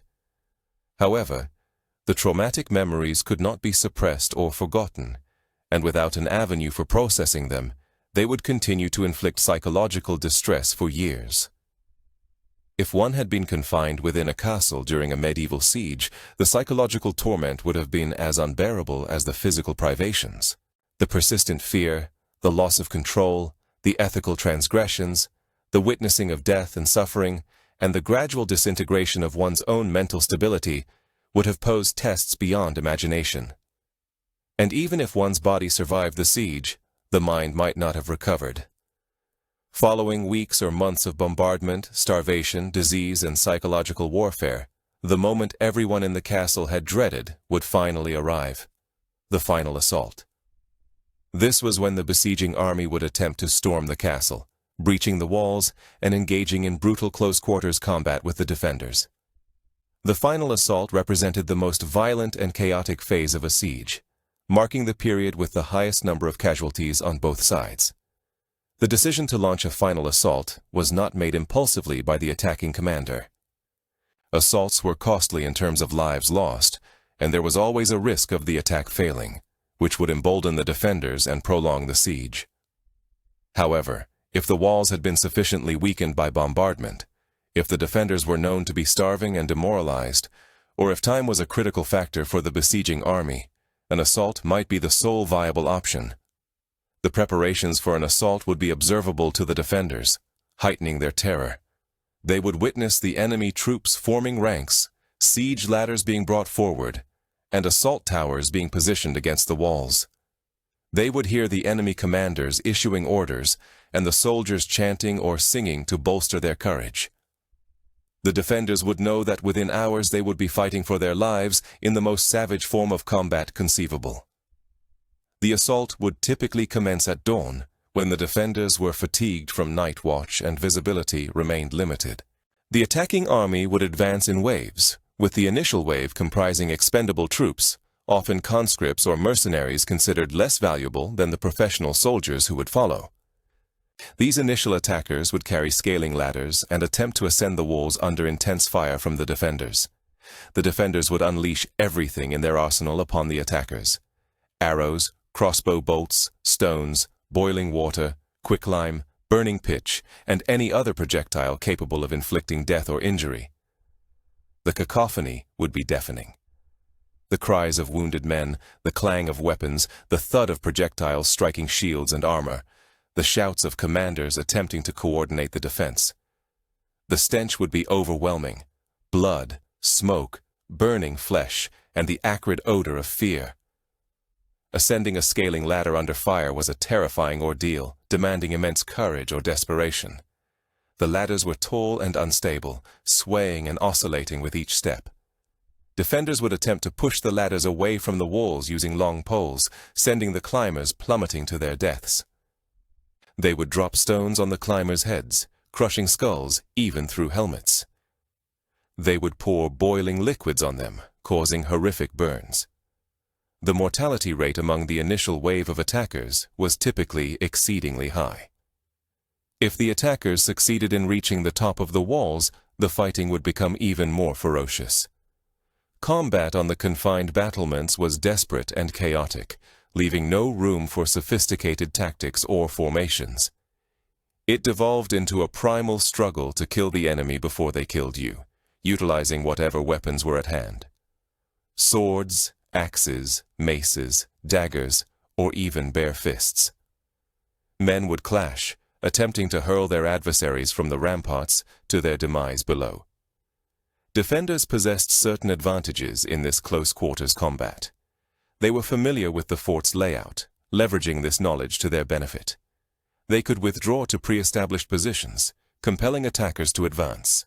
Narrow stairwells and doorways served as choke points, enabling a few defenders to repel numerous assailants. However, these benefits would wane as more attackers reached the walls and defenders grew weary from incessant fighting. Should the walls be compromised through mining or bombardment, the focus of the assault would shift to that breach. Attackers would surge through the opening, striving to secure a foothold within the fortress before defenders could seal it. The struggle at a breach was exceptionally fierce, as both sides recognized its potential to dictate the siege's overall outcome. Defenders would endeavor to erect barricades behind breaches, utilizing any available materials: furniture, stones, timber, even bodies. They would fight tenaciously to prevent attackers from expanding their foothold, understanding that if the enemy gained control of a section of the ramparts, they could introduce reinforcements and ultimately overwhelm the entire defense. The area surrounding a breach would transform into a killing zone, with bodies accumulating to such a degree that they formed obstacles both sides had to surmount. Siege towers, when employed, created another nexus of intense conflict. Once a siege tower was positioned against the wall and its drawbridge lowered onto the battlements, enemy soldiers would rush across in a concentrated surge. Defenders would attempt to thwart the lowering of the drawbridge or, failing that, try to secure the landing point, preventing attackers from spreading along the walls. Combat at a siege tower landing point represented some of the most savage fighting of the entire siege. The psychological toll of the final assault on the defenders was crushing. Many would be frozen by fear, incapable of effective combat or even movement. Others would fight with desperate valor, aware that this was their last chance for survival. Some would attempt to escape, abandoning their posts and seeking refuge within the castle. The erosion of discipline and unity among the defenders would ease the attacker's task and hasten the castle's downfall. Women and children within the castle would be filled with dread during the final assault, knowing that if the fortress fell, they would be at the mercy of the triumphant attackers. Some women would take up arms and join the men in battle, preferring to perish in combat rather than face their potential fate if captured. Others would conceal themselves with their offspring, hoping to be overlooked or for the attackers to show leniency. The castle lord's role during the final assault was paramount. A courageous and inspiring leader could galvanize the defenders, instilling the fortitude to persevere even when circumstances seemed dire. Conversely, a lord who displayed fear or deserted his post could precipitate the defense's complete collapse. Some lords would engage in the thick of the fray, leading by example. Others would direct the defense from a more secure location, attempting to orchestrate the response to the attack, while some would simply capitulate, surrendering the castle to preserve their own lives. The moment the castle's imminent fall became apparent was one of absolute terror for the defenders. They would witness enemy soldiers streaming over the walls or through breaches faster than they could be dispatched. They would see their comrades fall around them. They would realize resistance was futile and that they were on the verge of death or capture. Some would continue fighting to the last, disengaging at a high cost. Others would discard their weapons and plead for mercy. The aftermath of a successful assault was frequently as dreadful as the assault itself. The attacking soldiers, having endured weeks or months of hardship and lost many comrades in the assault, would be in a state of bloodlust and fury. They would pillage the castle, eradicating anyone they encountered, plundering all valuable possessions, and destroying what they couldn't carry away. This period of unchecked violence, termed sacking, could persist for hours or even days. The treatment of prisoners following a castle's fall varied based on numerous factors. The prevailing customs of warfare, the orders issued by the commanding officer, the defenders' conduct during the siege, and the disposition of the victorious soldiers. In certain instances, prisoners would be treated with relative leniency, particularly if they were nobles eligible for ransom. In other cases, prisoners faced execution, enslavement, or torture and abuse. Women and children were especially vulnerable after a castle fell. Rape was rampant and often viewed as a justified reward for victorious soldiers. Women of all ages and social strata could fall victim with no effective recourse. Some women would be taken as slaves or concubines. Others would be killed either during the initial rampage or later if they resisted or attempted to escape. The castle's destruction itself was sometimes part of a successful assault's aftermath. If the attacking lord wished to ensure the castle could never again be used against him, he would order it slighted, deliberately damaged or demolished to render it indefensible. Walls would be razed, towers toppled, and structures incinerated. This demolition served both practical and symbolic purposes, showcasing the attacker's might and the futility of resistance. The psychological trauma of surviving a final assault was profound and enduring. Those who lived through it would be haunted by memories of the brutality, the cries, the bloodshed, and the visages of the deceased. They would experience survivors' guilt, questioning their own survival when so many others perished. Nightmares and flashbacks would afflict them. Many would never fully recover from the ordeal. Historical accounts of medieval sieges are replete with descriptions of exceptionally violent final assaults. During the 1099 siege of Jerusalem in the First Crusade, the Crusaders massacred tens of thousands of Muslims and Jews after breaching the walls, navigating streets reportedly ankle-deep in blood. In the 1209 siege of Béziers, the Crusaders annihilated almost everyone within the city, including Christians, with the papal legate reportedly uttering, "Kill them all. God will know his own." These extreme instances of violence during and after final assaults were not anomalies. They represented the norm. Medieval warfare was savage, and sieges elicited the basest aspects of human nature. The convergence of prolonged stress, fear, anger, and the dissolution of normal societal restraints created an environment where atrocities were not merely possible, but probable. Had you been within a castle during a final assault, your chances of survival would have been exceedingly slim. If you served as a soldier on the ramparts, you would likely perish in the fighting. If you were a civilian and hiding inside, you might be killed during the pillaging or subjected to violence and mistreatment. Even if you physically endured, the psychological scars would remain with you for life. The final assault constituted the culmination of all the siege's horrors, marking the moment when the castle's fate, and yours, would be decided in the most brutal fashion imaginable. When a medieval castle siege finally concluded, whether through surrender, successful assault, or relief by an allied army, the outcome rarely mirrored the happy endings modern audiences might anticipate. The post-siege period was often as traumatic as the siege itself, and survivors confronted challenges that would test them for years. Comprehending the events following a siege enhances our appreciation for the full extent of the suffering these occurrences engendered. If the castle capitulated before being taken by assault, the surrender terms would dictate the fate of all within. In the most favorable scenario, defenders would be permitted to depart with their lives, personal effects, and honor intact. They might march from the castle with their weapons and banners, indicating they had not been defeated, but had merely chosen to yield. Such honorable surrenders were more common early in a siege, before attackers had invested excessive time and resources.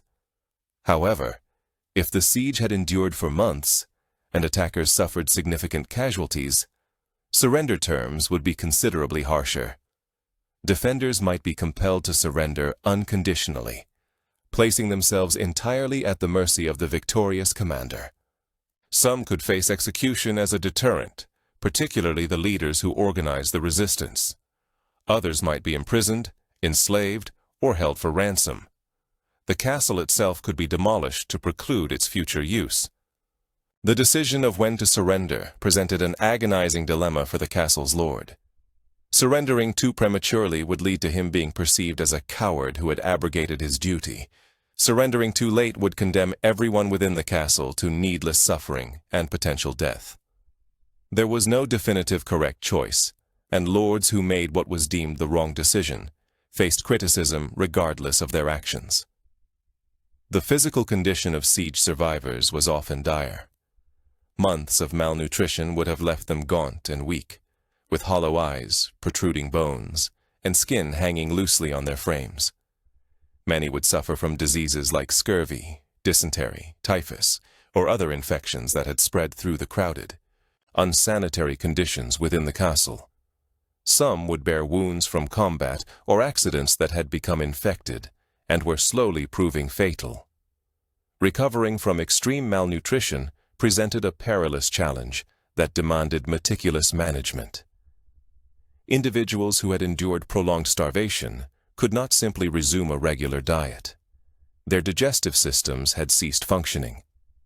Consuming excessive food too rapidly risked triggering refeeding syndrome, a condition potentially leading to death. Survivors required small, easily digestible meals, with their intake gradually escalating over days or weeks. Many who survived sieges succumbed during this recovery phase, felled by the very sustenance they had desperately craved. The psychological toll on survivors was equally profound. They likely experienced what we now identify as post-traumatic stress disorder, manifesting in symptoms such as nightmares, flashbacks, hypervigilance, emotional detachment, and challenges with trust. Survivors' guilt, questioning why they lived while so many perished, would plague them. Furthermore, they would be haunted by indelible memories of sights and actions witnessed during the siege. Integrating siege survivors back into society proved arduous and frequently incomplete. They had undergone experiences that were largely incomprehensible to others, necessitating moral compromises and actions they later regretted. Having witnessed unspeakable horrors, they encountered an invisible barrier separating them from the broader community, fostering isolation and impeding a return to normal life. The economic repercussions of sieges on survivors were devastating. Castles and surrounding territories were typically ravaged by the conflict. Crops were decimated, livestock lost or stolen, structures demolished, and infrastructure significantly damaged, necessitating years for economic recovery and reconstruction. Many survivors found themselves impoverished, having lost all their possessions. Families of those who perished during a siege faced particular hardships. Widows and orphans, deprived of their main providers, would struggle for subsistence. Within medieval societal structures, women and children lacking male protection were highly vulnerable to poverty, exploitation, and abuse. Some widows remarried out of economic necessity rather than personal inclination, while others were compelled to seek charity or enter religious orders. The political ramifications of sieges could be extensive. A successful siege might alter regional power dynamics, with the victors securing additional territory, resources, and prestige. Conversely, a failed siege could weaken an aggressor and embolden adversaries. The outcome of a single siege could influence the trajectory of larger conflicts, impacting countless individuals not directly involved. The legal aftermath of sieges was intricate and often contentious. Issues surrounding property rights, inheritance, debts, and obligations required resolution. If a castle changed ownership, the new lord had to assert authority and address the remnants of the prior administration.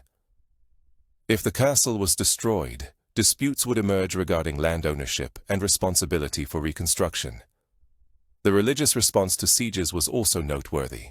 Survivors often undertook pilgrimages to sacred sites, expressing gratitude for their survival or seeking absolution for actions performed during the siege.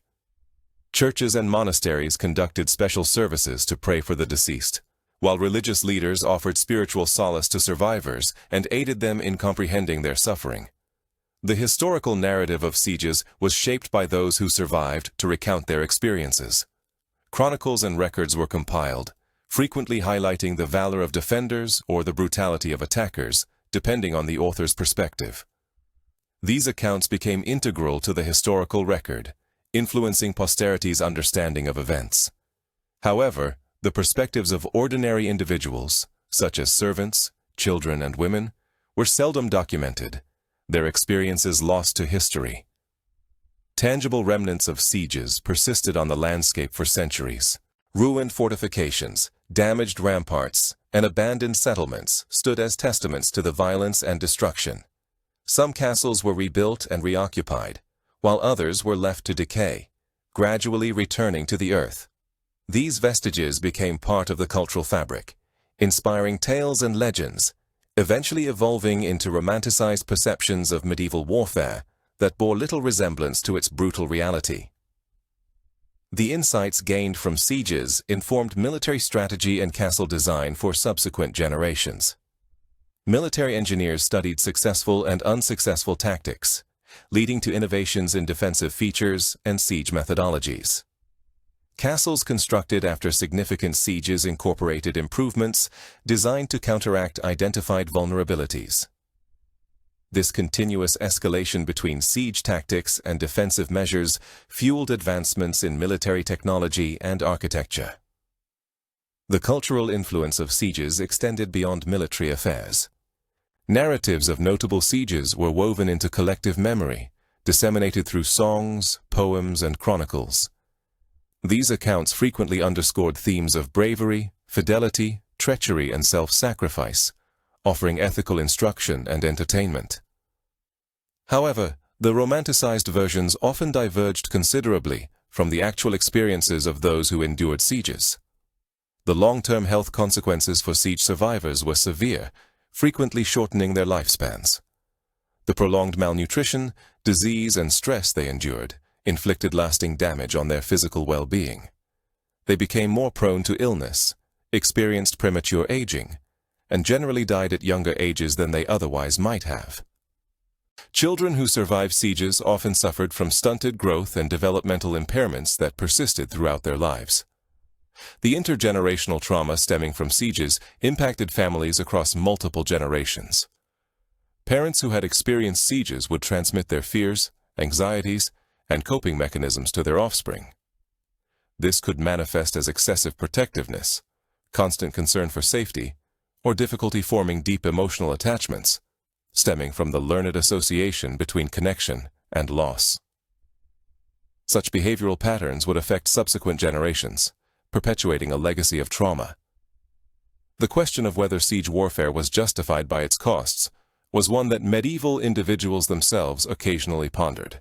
The immense suffering, destruction of resources, and loss of life, all for the objective of capturing a single fortification, asserting dominance over a rival, or resolving a dispute that could potentially have been settled through diplomacy. Although some medieval writers and thinkers questioned the morality and logic of siege warfare, their voices were often overshadowed by the pervasive culture of conflict and the political imperatives that made warfare seem unavoidable. The cultural impact of sieges extended beyond military concerns. Accounts of renowned sieges became ingrained in collective memory, recounted and reiterated in songs, poetry, and historical chronicles. These narratives frequently highlighted themes of courage, loyalty, betrayal, and sacrifice, serving to impart moral lessons and entertain audiences. However, these romanticized retellings often bore little resemblance to the actual lived experiences of those who endured sieges. The long-term health consequences for siege survivors were severe and frequently reduced their lifespans. The malnutrition, disease, and stress they encountered left permanent marks on their bodies. They would exhibit increased susceptibility to illness, age prematurely, and often succumb at younger ages than they otherwise might have. Children who survived sieges frequently experienced stunted growth and developmental challenges that impacted them for the remainder of their lives. The intergenerational trauma engendered by sieges left its mark on families for generations.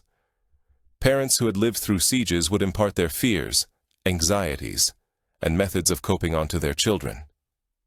This might result in overprotectiveness, constant worry about security, or struggles to form close emotional bonds, having learned during the siege that attachment could lead to pain and loss. Such ingrained patterns would influence their children and grandchildren, creating a lasting legacy of trauma that reached far beyond the initial event. The fundamental question of whether siege warfare was worth the immense cost was one that medieval populations themselves occasionally debated. The profound suffering, the squandering of resources, the tragic loss of life, all for the sake of capturing a single castle, asserting dominance over an opponent, or settling a conflict that might have been resolved through negotiation. Certain medieval authors and thinkers voiced skepticism regarding the morality and rationality of siege warfare, yet their perspectives were frequently drowned out by the prevailing culture of violence and the political realities that rendered warfare seemingly indispensable. The enduring impact of traumas stemming from sieges rippled through families across generations. Survivors of sieges would transmit their fears, anxieties, and adaptive strategies to their offspring. These survivors often exhibited overprotectiveness, maintaining a constant preoccupation with safety and survival. They may have struggled to foster deep emotional connections, having learned during a siege that attachment led to anguish when loved ones perished. Such behavioral patterns would extend to their children and grandchildren, establishing a legacy of trauma that far surpassed the initial event. The question of whether siege warfare justified its toll is one that medieval society itself sometimes pondered, considering the immense suffering, depletion of resources, and loss of numerous lives. All this for what purpose? To seize a single fortification? To assert dominance over a rival? To settle a disagreement that could have been resolved through dialogue? Certain medieval authors and intellectuals scrutinized the ethical and logical underpinnings of siege warfare, yet their perspectives were overshadowed by the prevailing martial culture and the political necessities that rendered conflict seemingly unavoidable. A comparison between medieval sieges and contemporary warfare highlights both commonalities and divergences. Modern sieges, as witnessed in World War II or more recent conflicts, share numerous traits with their medieval predecessors: encirclement, bombardment, starvation, and psychological warfare. However, Modern sieges often inflict even greater destruction owing to advancements in weaponry. Yet the fundamental human experience of being trapped, terrified, and slowly succumbing to death remains consistent across the centuries. If one had survived a medieval castle siege, the cessation of hostilities would not have marked the end of the ordeal. Months or years would be dedicated to physical recuperation, psychological healing, and social reintegration. The scars, both visible and invisible, would persist for the remainder of one's life. The experience would have profoundly altered individuals in ways they could neither fully articulate nor comprehend, instilling an absolute certainty of having endured something most could not withstand. The grim conclusion of a medieval castle siege was not a moment of victory or solace, but rather the commencement of a protracted, arduous journey to reconstruct lives devastated by violence, suffering, and loss. Those who endured would forever carry the weight of their experiences, a burden that would shape their identity and life path. As we conclude our examination of the horrors of medieval castle sieges, an inescapable reality emerges. Survival was unlikely. This is not due to a deficiency in courage, intellect, or resolve, but rather because medieval castle sieges were engineered to dismantle human beings physically, psychologically, socially, and spiritually. The combination of starvation, disease, violence, and psychological torment created conditions utterly beyond the capacity of most individuals to endure. The statistics for siege survival were dire. Historical accounts indicate that mortality rates among defenders during prolonged sieges could reach 50% or higher. These figures fail to account for those who succumbed shortly after the siege's end from illness, malnutrition, or injuries incurred during the final assault. When considering the long-term health consequences and reduced lifespans of survivors, the actual death toll of sieges was considerably higher. However, the numbers only convey a partial picture. The quality of life for those who did survive was frequently so diminished that death might have appeared preferable. The physical impairments, chronic health issues, psychological trauma, and social stigma faced by siege survivors meant that their post-siege lives were often fraught with suffering and hardship. The societal structure of medieval times rendered survival an even greater challenge for the majority. As a common soldier, servant, or peasant seeking refuge within the castle walls, one's life was considered expendable. They would receive meager food rations compared to nobles and knights, be assigned the most perilous tasks, and have no voice in decisions regarding surrender or resistance. Their survival would be entirely contingent upon the choices of individuals with minimal regard for their well-being. Women faced an even more precarious existence. They endured the same perils as men: starvation, disease, bombardment, along with the added threat of sexual violence. Should the castle fall, women possessed no political authority and no means to influence events. Their fate would rest solely with men who might or might not choose to offer protection. Children faced the lowest probability of survival. They were most susceptible to malnutrition and disease. Their limited capacity to contribute to the defense often led them to be viewed as burdens consuming scarce resources. Many children perished during sieges, and those who survived frequently sustained permanent physical and psychological damage. The elderly encountered their own distinct difficulties. Their bodies were less equipped to withstand the rigmarole of siege life, and they often succumbed relatively early in a siege. Some elderly individuals would voluntarily limit their own rations to provide more sustenance to younger family members, effectively choosing starvation so that others might live. The moral compromises individuals were compelled to make during a siege would leave lasting emotional scars. This might involve resorting to stealing food to sustain one's family, abandoning ailing friends to ward off infection, or engaging in actions that contravened deeply held values and beliefs. These moral injuries could be as agonizing as physical wounds and far more difficult to surmount. The sheer arbitrariness of death during sieges was particularly disquieting. One could meticulously follow orders, remain vigilant, and take every precaution, yet still fall victim to an errant projectile from a trebuchet or succumb to disease. Conversely, a careless or cowardly individual might survive through sheer fortune. This randomness undermined any sense of control or agency, fostering feelings of helplessness and despair. The duration of a siege was a critical determinant of survival. A siege lasting a few weeks might be endurable, with most individuals surviving if adequate provisions were available. However, a siege spanning months or years would inevitably lead to mass casualties from starvation and disease. The longest recorded medieval sieges extended for years, and by their conclusion, the majority of the original defenders were deceased. The season in which a siege commenced also influenced survival prospects. A siege initiated in autumn, following the harvest, would find the castle stocked with provisions, offering a better chance of withstanding the winter. A siege beginning in spring, prior to the harvest, meant food supplies were at their nadir and would be depleted more rapidly. Winter sieges were particularly brutal due to the cold, while summer sieges saw an increased incidence of disease stemming from heat and inadequate sanitation. The dimensions of a castle and the population it housed were pivotal factors.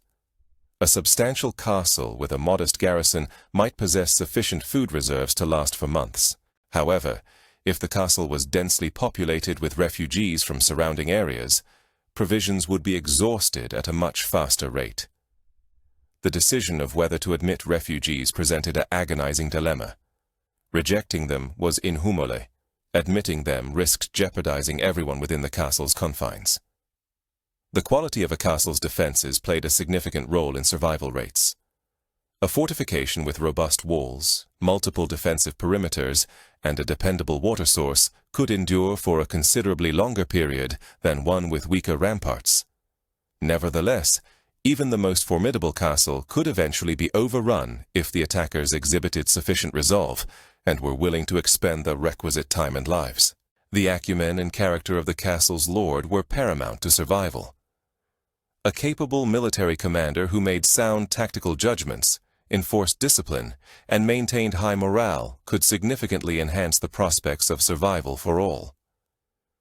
Conversely, an inept or timid lord could precipitate the castle's downfall through poor decisions or premature surrender. A cruel or selfish lord might hoard sustenance for himself and his favored individuals while permitting others to starve.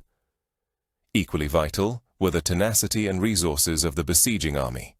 An aggressor prepared to maintain a siege for years and possessing the necessary resources would ultimately triumph over nearly any defense. However, an attacker facing time constraints or lacking adequate provisions might abandon the effort and withdraw, allowing the defenders to survive. The potential for relief from a friendly army often represented the defenders' most significant hope. If they could hold out long enough for reinforcements to arrive, salvation might be achieved. However, relief forces frequently failed to materialize, either due to defeat in battle, shifts in political circumstances, or a lord's decision that the intervention was not worthwhile. Awaiting relief that never materialized was among the most brutal aspects of siege warfare. Individual psychological resilience varied extensively, impacting survival chances. Some individuals maintained hope and determination even in the most desperate circumstances. Others succumbed relatively quickly, becoming passive and largely non-functional. The capacity to adapt to evolving situations, discover meaning amid suffering, and preserve social connections were all contributing factors to survival. The role of fortune cannot be overstated. One might be the strongest, most intelligent, and best prepared individual within the castle, and still be killed by a random projectile on the siege's inaugural day. Alternatively, one could endure and survive a siege due to a sequence of fortunate coincidences, despite being ill-equipped. This element of fortune rendered siege survival arbitrary and unjust, intensifying the psychological strain. The enduring impact of medieval castle sieges shaped military strategy and architectural design for subsequent centuries. The knowledge gained from these brutal conflicts informed the evolution of fortifications, siege weaponry, and military tactics. However, the human toll of these lessons was immense. Millions perished in sieges throughout the medieval era, their lives sacrificed to the ambitions and conflicts of their rulers. The modern tendency to romanticize medieval warfare overshadows the grim reality of sieges. Films, television series, and video games frequently depict castle sieges as thrilling adventures featuring clear heroes and villains, dramatic confrontations, and triumphant resolutions. Yet, the actual experience of a medieval siege bore no resemblance to this portrayal. It was a protracted, grueling ordeal characterized by famine, disease, terror, and violence that decimated lives and communities. Comprehending the true nature of medieval castle sieges allows us to acknowledge the progress made in mitigating human suffering during warfare. Contemporary international humanitarian law, despite its imperfect enforcement, at least acknowledges the necessity of civilian protection during hostilities and classifies certain tactics, such as deliberately starving civilian populations, as war crimes. Medieval warfare lacked such limitations, resulting in correspondingly greater suffering. The study of medieval sieges also serves as a reminder that fundamental human nature has remained consistent over the ages. The same capacity for brutality, the same readiness to inflict suffering for political objectives, and the same ability to rationalize atrocities persist today. While weaponry and tactics have evolved, the core dynamics of siege warfare, the attempt to break an enemy's resolve through prolonged torment, continue to be relevant in modern conflicts. Were you to be transported back in time to a medieval castle under siege, your modern knowledge and perspective would offer little advantage. You might understand germ theory or the benefit of boiling water, but you would be incapable of producing antibiotics or modern medical treatments. You might grasp the impact of malnutrition on the immune system, but you could not magically create sustenance. You might comprehend the psychological effects of trauma, but you would lack access to contemporary therapeutic methods. In fact, your modern sensibilities might actually impede your survival. The casual violence, the acceptance of suffering, and the moral compromises that medieval people accepted as normal would horrify you. You would struggle with the lack of privacy, the unsanitary conditions, and the incessant proximity to death and illness. Your expectations of comfort, safety, and individual rights would be perpetually violated, exacerbating your psychological distress. The ultimate takeaway from medieval castle sieges is that human beings are both remarkably resilient and profoundly vulnerable.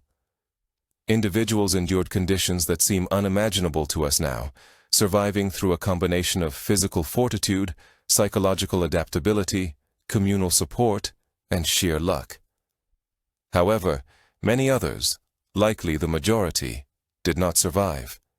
And even those who did were left with permanent scars from their ordeals. The castle siege stood as a defining experience of medieval warfare and illuminates the darker aspects of an era often idealized in popular culture. Beneath the picturesque castles and narratives of chivalry lay a reality of savage violence, calculated cruelty, and immense human agony. Understanding this reality does not diminish the architectural and cultural accomplishments of the medieval period, but it does provide crucial context and highlights the human cost associated with those achievements. As we conclude our exploration of the horrors of medieval castle sieges, we can be thankful to live in an era where such experiences are rare rather than commonplace.